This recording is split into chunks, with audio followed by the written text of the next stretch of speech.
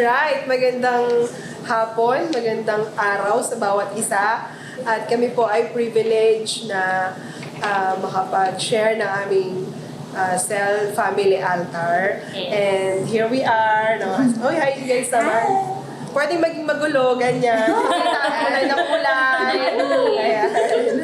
This is how we do it in cell. Medyo shortened version lang po because of time. Pero come join with us in our family altar. Okay po, sa ating pagsisimula. Syempre meron tayong opening prayer na nagpalitan po sila. Sige, Janelle. Ayan po, sige po, let's pray po. Yes, Father God, we thank you for this privilege, Panginoon, na binigay niyo po sa aming seller, God.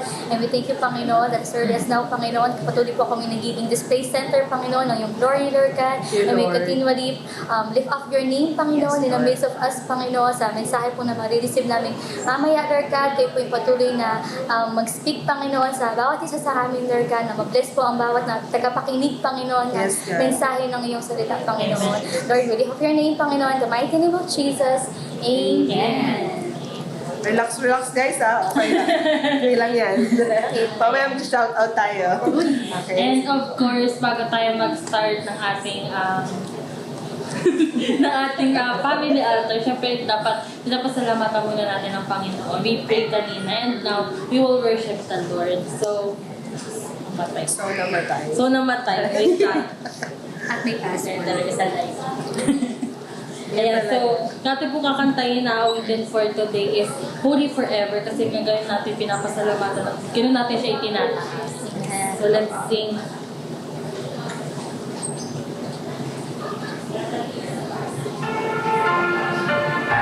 Thank you, Jesus. We worship you, Lord.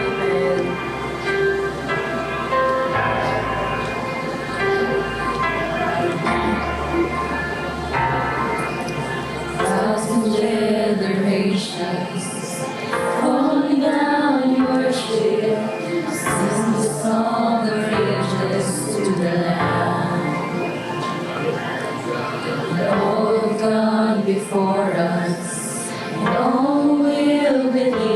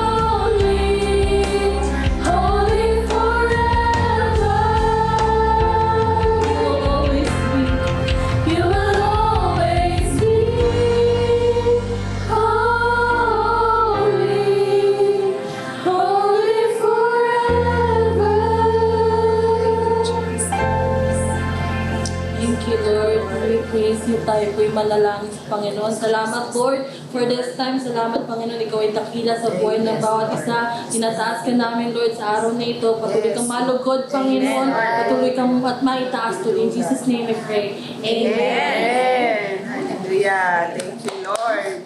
Amen. It's always wonderful to worship the Lord together. And para sa ating susunod na gagawing praise report, no? Maraming ginawa ang Diyos, no? Laging may ginagawa ang Diyos sa ating buhay. And we want to declare yung goodness niya. Sige, sino yung naka-assign? Oh, ikaw. Ay, siya. Take it away. Sa akin po ang pinagpapasalamat ko po sa buong linggo po na yung sa campus ministry po namin sa Jayans. Grabe yung ginagawa ng Lord sa life po ng mga students po na kahit hindi po namin sila ina-expect, talagang grabe yung Lord gumalaw. Talagang ang daming students na umattend sa campus ministry namin. So very thankful po kami. And then yung iba din po kasi nire-reach out po namin and nagre-reply na, sige po ate, pumunta po kami. So thank you Lord. Ayan. Sino pa po mag-praise report? Ate. May iwasan na tigil. Ate mo lahat. Ako, praise report ko today. So, yung availability ko. Yes! Ginising ako ni Lord ng maaga. Yes!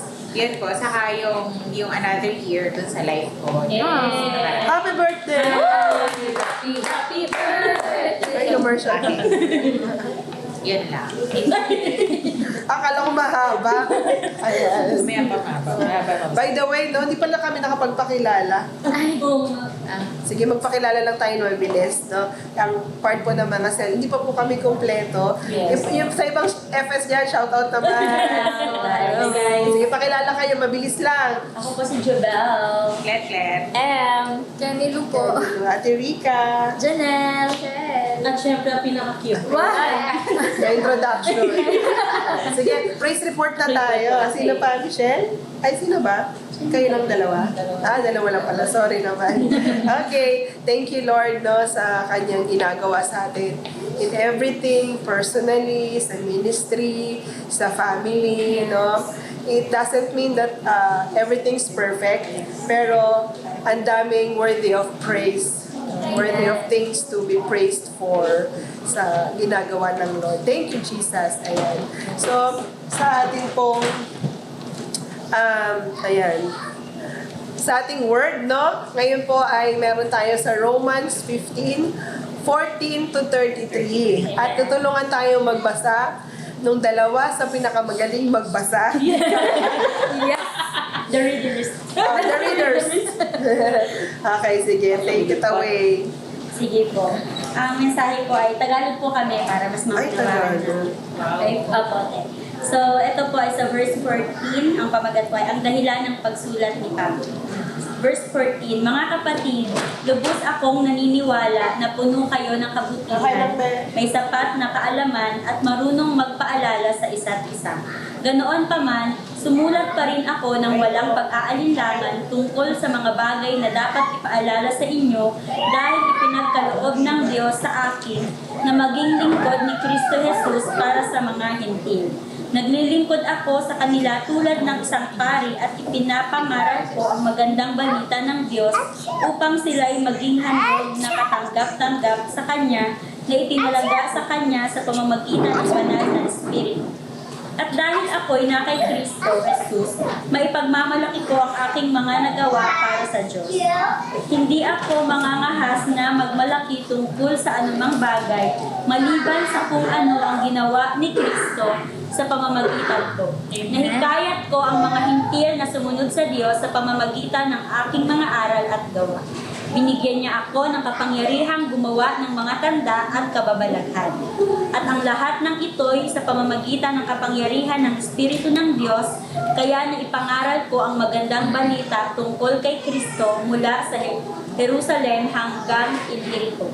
Ang tanging nais ko'y maipangaral ang magandang balita sa mga lugar na hindi pa naipapangaral si Kristo upang hindi ako makapangaral sa lugar na may gawaing sinimulan na ng iba. Sinasabi sa kasulatan, ang mga hindi pa nasasabihan tungkol sa Kanya ay makakakita at ang mga hindi pa nakakarinig ay makakaunawa. Ito ang dahilan kung bakit hanggang ngayon ay hindi pa ako nakakarating diyan sa iyo. Next, ang plano ni Pablo na pagpunta sa Roma. Verse 20. Ngunit ngayong natapos ko na ang mga gawain ko dito, at dahil matagal ko nang gustong pumunta riyan, inaasahan kong magkikita-kita tayo ngayon. Dadaan ako riyan papunta ng Espanya, at alam kong magiging masaya ako sa ating pagkikita. Kahit saglit lang, inaasahan ko rin na matutulungan ninyo ako sa pagpunta ko sa Espanya mula riyan. Ngunit ngayon, kailangan ko munang pumunta sa Jerusalem para ihatid ang tulong sa mga hinirang ng Diyos, sapagkat minabuti ng mga kapatid sa Macedonia at Akaya na magbigay ng tulong para sa mga mahihirap na hinirang ng Diyos doon sa Jerusalem. Masaya nilang ginagawa ito, at ito ang nararapat dahil may utang na loob sila sa mga kapatid sa Jerusalem. Kung ang mga Hentil ay nakabahagi sa pagpapalang espiritual ng mga Hudyo, dapat lang natulungan nila ang mga Hudyo sa mga pagpapalang material. Pagkatapos kong maihatid ang mga nakolektang tulong sa mga kapatid sa Jerusalem, dadaan ako riyan sa inyo bago ako pumunta ng Espanya. Naniniwala ako na pagdating ko riyan, dala ko ang maraming pagpapala para sa inyo mula kay Kristo. Kaya nakikiusap ako sa inyo, mga kapatid, alang-alang sa Panginoong Hesukristo at sa pag-ibig na bigay ng Espiritu, tulungan ninyo ako sa pamamagitan ng inyong taimtim na panalangin sa Diyos para sa akin. Ipinalangin ninyo na maligtas ako sa mga di mananampalataya sa Judea at malugod na tanggapin ang mga hinirang ng Diyos sa Jerusalem, ang dala kong tulong para sa kanila. Sa ganon, masaya akong darating diyan sa inyo kung loloobin ng Diyos at makakapagpahinga sa piling ninyo. Patnubayan nawa ako ng Diyos na nagbibigay ng kapayapaan. Amen. Amen. Amen. So may the Lord bless the reading of His Word. Amen. And sino may mga reflections dito? We have read this before tayo bago tayo magtipon-tipon. So I believe every one of you has a rema word or reflection from this passage. Sino yung nais magsimula?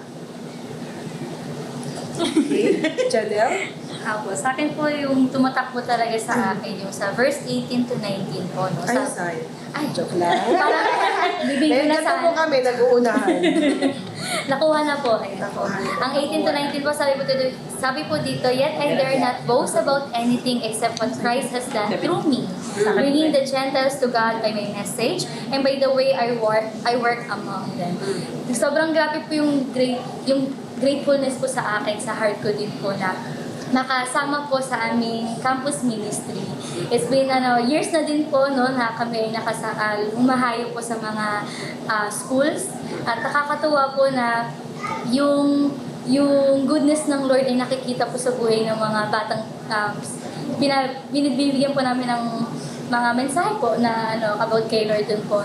And nakakatawa po na sinabi ni Apostol Pablo po na it is not because of me, I have nothing to boast about, but the glory of the Lord, but the goodness of God. Kasi si Lord po talaga yung kumilos po sa amin po. Kung kami lang po kung lakas lang po namin, sariling might lang po namin yung pagbabasihan, baka matagal na pong mistop yung mga campus ministry po namin. Pero nakakatuwa po ang ating Panginoon na patuloy po yung sustenance niya sa atin, patuloy po yung strength na binibigay niya sa atin, even the wisdom po na kakailanganin para po humayo, para ipahayag yung kanyang salita. Nakakatuwa po na lagi pong kumpleto, lagi po yung provision ng ating Panginoon ay nandun po kasama po natin. Ayun.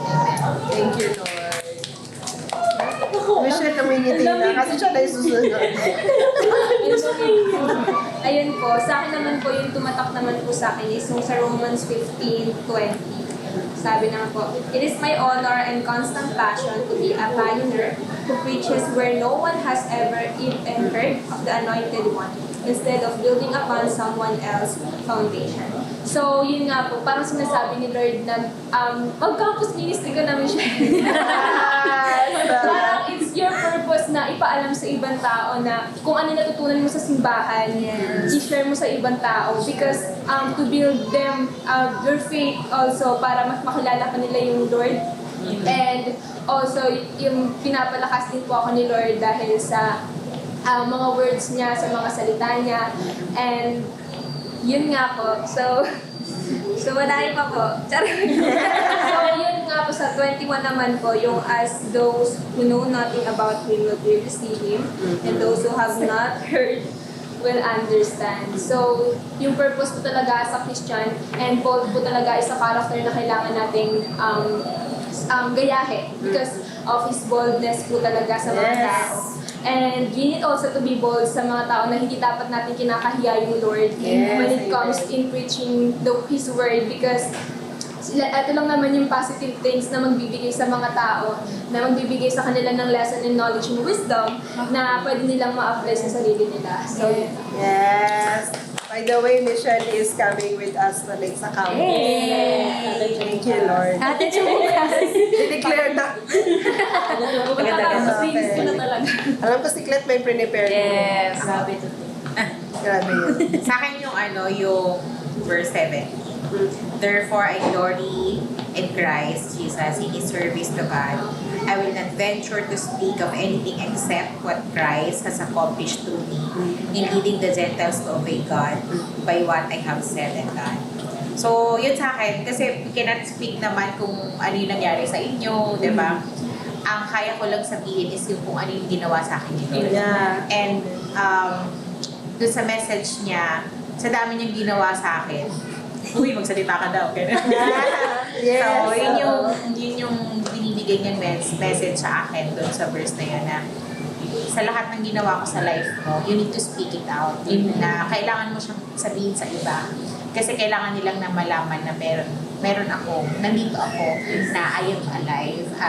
Hindi mo siya nakikita pero nandiyan siya. So, hindi lang ikaw yung may kailangan sa akin. Maraming iba.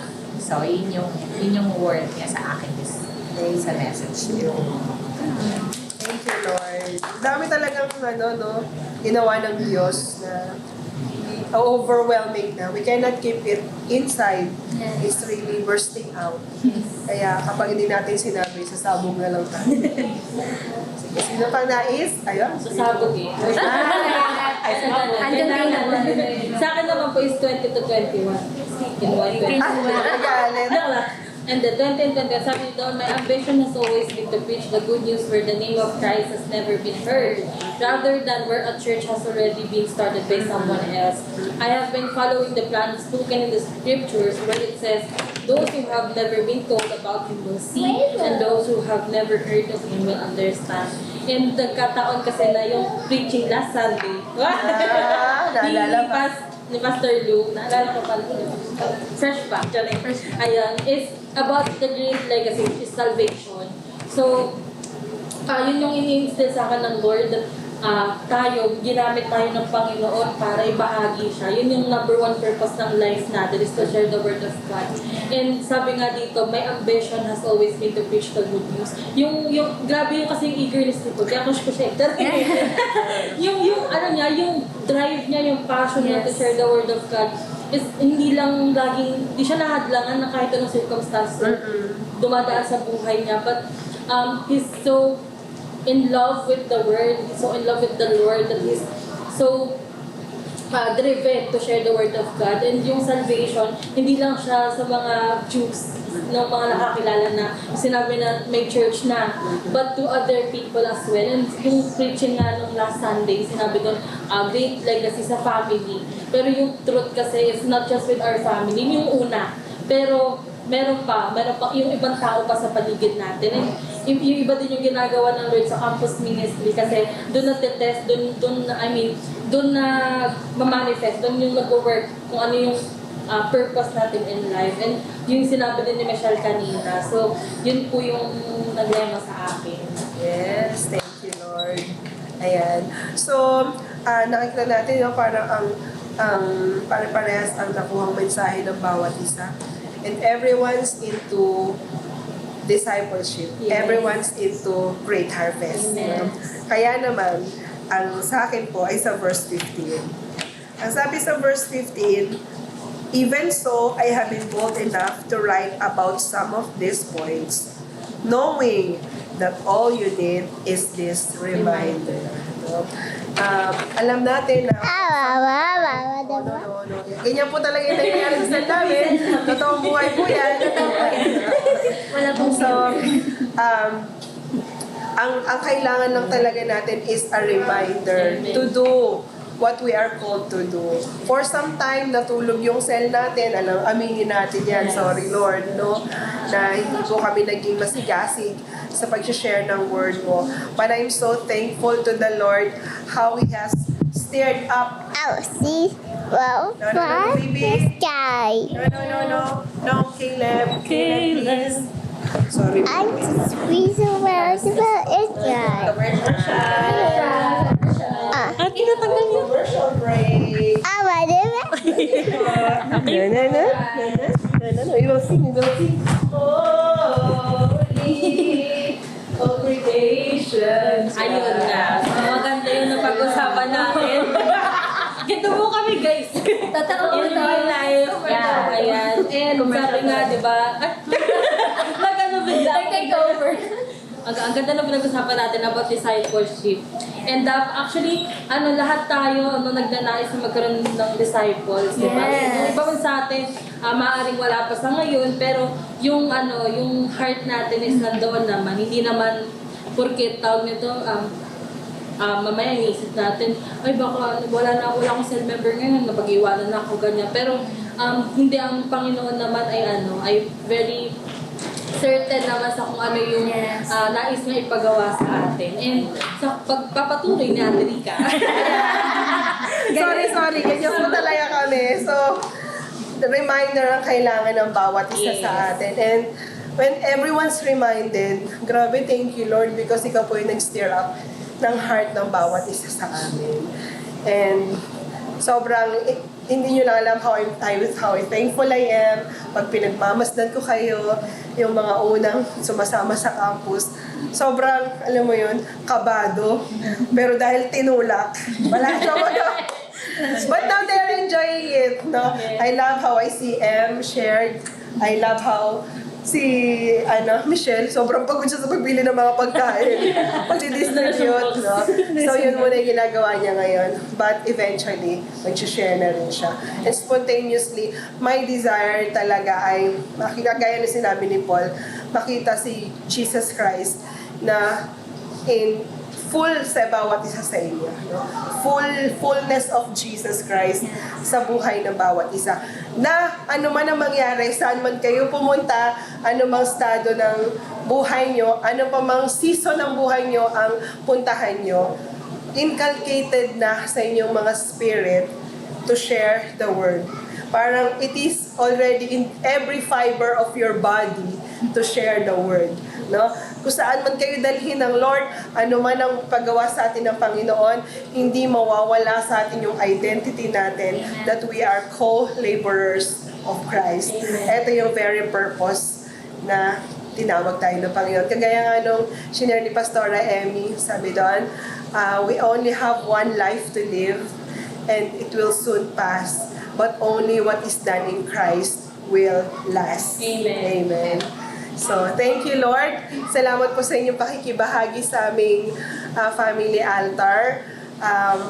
No matter how we wanted to share more, pero limited po yung time natin. Maraming salamat po. I pray that everyone's blessed, no, sa inyo pong nasaksihan sa aming family altar. And we invite you more to join and to watch every family altar na meron pa po, Joy of Faith. No? Bago po tayo magtapos, we're going to have our closing prayer. Si Ate Jobel po. Sige po, let's pray. Panginoon, maraming salamat sa oras na ito, Lord, na patuloy na binibigyan ka namin ng kapurihan sa lahat ng iyong gawa sa aming buhay. Lord, thank you for reminding us once again yung kahalagahan, Panginoon, to share your word, Lord, to other people.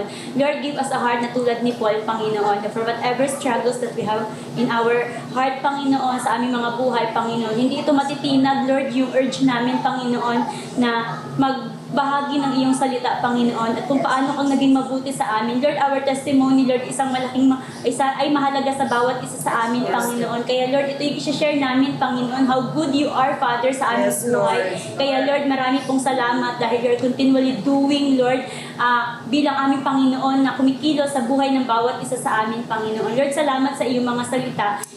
Na hindi lang ito nasa aming puso't isipan, Panginoon, kundi ito'y may apply namin sa pang-araw-araw naming buhay, Panginoon. Keep us reminded every day, Panginoon, yung kahalagahan, Panginoon, na makita ka sa aming buhay. Yung Christ-likeness, Panginoon, nasaan man kaming season ng aming buhay, Panginoon. Ito'y makita, Lord, upang sa paghayo namin, Panginoon, hindi mahirapan yung ibang tao, Panginoon, na mas makilala ka. Kundi, Lord, nakikita pa lang nila kami, Panginoon, nandun na, Panginoon, yung nakikita ka sa aming buhay, Lord God. Kaya marami pong salamat, Panginoon, sa reminder mo sa amin ngayong araw na ito. And Lord, patuloy na ibinibigay namin sa iyo ang mataas na papuri at pagsamba sa lahat yung ginawa sa buhay ng bawat isa sa amin. We praise you, Lord. In Jesus' name we pray. Amen! Tatay, magsabi lang amen. Bye-bye po! Shoutout kay Dan. Shoutout kay AJ. Kay Pia. Andi!